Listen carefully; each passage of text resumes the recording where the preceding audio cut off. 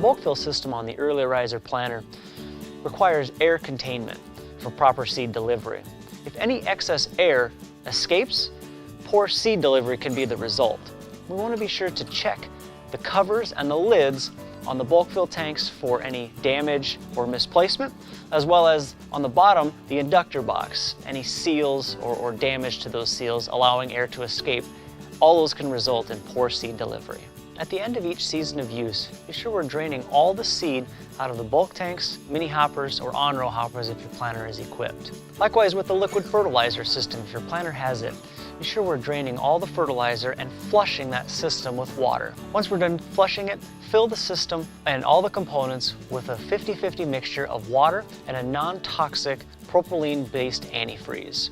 This will assure proper operation for years into the future. This non-toxic propylene-based antifreeze is available from your Case IH dealer.